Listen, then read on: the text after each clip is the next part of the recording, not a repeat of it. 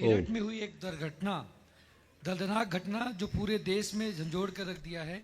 एक ऐसा मामला जहां एक पत्नी ने अपनी प्रेमी के साथ मिलकर अपने पति की नृशंस हत्या कर दी और उसके बाद उसके शव को टुकड़ों में बांटकर ड्रम में सीमेंट डालकर पैक कर दिया। क्या सच में इंसान इतना निर्दयी हो सकता है? गुरुदेव, ऐसी घटना आए दिन सामने आ रही है, तो मेरा प्रश्न है कि गुरुदेव, आजकल रिश्तों में इतनी हिंसा क्यों बढ़ रही है और क्या समाज में पुरुषों की पीड़ा भी उतनी गंभीरता से लिया जाना चाहिए? देखिए, इस तरह की घटनाएं मुझे तो आज ही मालूम पड़ा। ये घोर अमानवीय कृत्य है।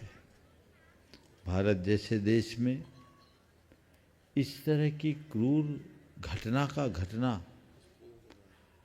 आश्चर्य का विषय है, वह भी महिलाओं के द्वारा। हालांकि इससे पहले भी इस तरह की कई घटनाएं घट गई। इसकी वजहों पर हमें जाना चाहिए और उसका वहीं से निवारण करना चाहिए। मेरे देखिए, इसकी सबसे बड़ी वजह है मनुष्य के अंदर बढ़ती हुई यौनाकांक्षा। यौनाकांक्षा की प्रबलता ने उसे पूरी तरह नियंत्रणहीन बना दिया, असंयत बना दिया। उन्मुक्त यौनाचार की प्रवृत्ति को बढ़ावा मिलने से लोगों की जो संबंधों की पवित्रता है वो खत्म होने लगी, मर्यादाएं नष्ट भ्रष्ट होने लगी। तो ये चीज़ें हमें नियंत्रित करनी चाहिए। इसके लिए लोगों के हृदय में आध्यात्मिक चेतना विकसित करनी चाहिए। दूसरी बात, लोगों का वस्तुनिष्ठ प्रेम। अब व्यक्ति पर कम, वस्तुओं से ज़्यादा संबंध होने लगा। आज अगर कोई किसी के साथ विवाह संबंध करने के लिए जा रहा है या जुड़ रहा है तो उसके स्टेटस को देख करके करता है, उसके व्यक्तित्व को देख करके नहीं। मुझे एक ने बताया कि महाराज जी, एक वीडियो बहुत ज़्यादा वायरल हुआ। उस वायरल वीडियो में एक आदमी एक लड़के को देखने के लिए लड़की वाले जा रहे थे, साथ में लड़की भी थी, और रास्ते में उसे एक ड्राइवर मिला और वो गाड़ी चला रहा था, ड्राइवर था। उसकी वेशभूषा देखकर उसने उस ड्राइवर का घोर अपमान किया, इतना लांछित किया कि पूछो मत। और बाद में जब सामने आई तो देखा कि वही ड्राइवर था और वो ड्राइवर एक आईएएस ऑफिसर था। वो भौचक्क रह गई, जिसके साथ संबंध करना था, और जब बात की तो उसने उसे ठुकरा दिया कि तुम्हें मुझसे नहीं, मेरे स्टेटस से विवाह करना था और तुम जैसी लड़की को मैं पसंद नहीं करता। तुम्हारा रॉयल्टी टेस्ट करने के लिए मैंने ये सॉन्ग रचा था, तुम फेल हो गई, हम तुम्हें रिजेक्ट करते। ये पता नहीं घटना सच है या काल्पनिक, लेकिन इस सच है। चलिए, तो ये चीज़ें आने लगी ना, तो हम अपने सोच के लेवल को बदलें। वस्तुनिष्ठ प्रेम इस तरह की दुर्घटनाओं को ही नहीं, इससे भी विकृत स्थिति को निर्मित करता है। हमें वस्तुनिष्ठ होने की जगह व्यक्तिनिष्ठ बनने का प्रयास करना चाहिए। प्रेम, आत्मीयता, सहजीवन और बंधुत्व का पाठ लोगों को पढ़ाना चाहिए। तीसरी बात, लोगों की अत्यधिक धनलिप्सा और धनलिप्सा के कारण कुछ केस ऐसे हुए जिसमें व्यक्ति अपने कारोबारी व्यस्तता के कारण घर से ज़्यादातर बाहर रहे और घर से इतना बाहर रहे कि परिवार को समय ही न दे पाए। और परिवार को समय न दे पाने के कारण कोई ना कोई बीच में जुड़ जाता और दो के बीच में तीसरा जब त्रिकोण बनता तो ऐसी घटनाएं घटती है।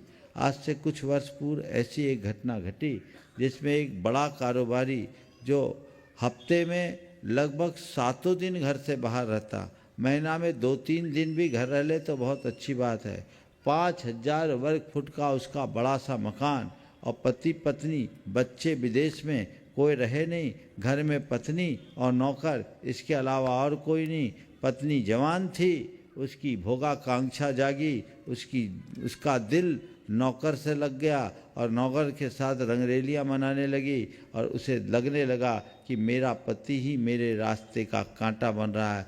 पहले तो पति की संपत्ति को हथियाया और एक दिन नौकर से मिल करके अपने ही पति के सैकड़ों टुकड़े करके बोरी में भरकर एक नदी में फेंक आई। आप सबको पता होगा, इस स्थान का नाम नहीं बोल रहा हूँ मैं, ये प्रकाशित हुई है पूरे देश में, 2014-15 के आसपास की घटना है। इस तरह की कई घटनाएं। तो पर उससे बाद में जब वो गिरफ्तार हुई और उससे पूछा गया तो उसने ये बात कही कि हमें पति तो मिला पर पति का समय नहीं मिला, पति से प्रेम नहीं मिला। इस तरह की घटनाएं घट गई। तो ये बड़ी क्रूर पक्ष है समाज का, इस पर विचार करना चाहिए। घर घर में ये बातें होनी चाहिए। और मैं एक चीज़ और देख रहा हूँ कि हमारी महिलाएं बहुत आक्रामक हो रही। महिलाओं के साथ पहले त्रास दिया गया, महिलाओं को पीड़ित किया गया, ये कतई नहीं होना चाहिए, लेकिन उसकी प्रतिक्रिया इस तरीके की होना भी एक स्वस्थ समाज के लिए अच्छे संकेत नहीं है। वो बहुत ज़्यादा एग्रेसिव और असहिष्णु हो रही, इसलिए ये समस्याएं बढ़ते जा रही है। और आपके पास सारी चीज़ें तो आपके मोबाइल में हैं, आप उन्हीं चीज़ों को देखते समझते हैं तो चीज़ें गड़बड़ाने लगी है। हमें इस तरह की प्रवृत्तियों को हतोत्साहित करना चाहिए। जहाँ तक कानून का सवाल है तो महिलाओं के लिए जैसे कानून है, पुरुषों के लिए भी कानून बनना चाहिए। पर मेरा मानना है कानून में इनका समाधान नहीं, इनका समाधान तो सामाजिक चेतना के जागरण में ही।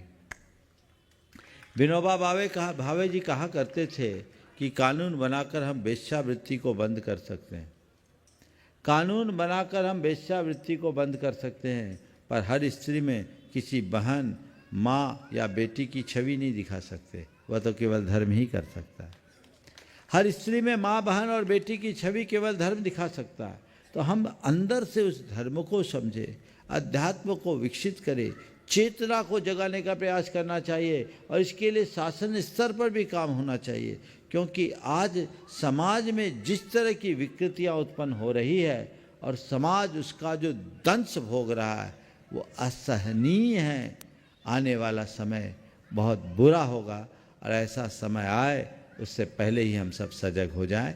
समय आप सबका हो गया। अगर आपको मेरी वीडियो अच्छी लगती है तो प्लीज़ मेरे चैनल को लाइक करें, शेयर करें और सब्सक्राइब करें। Thank you.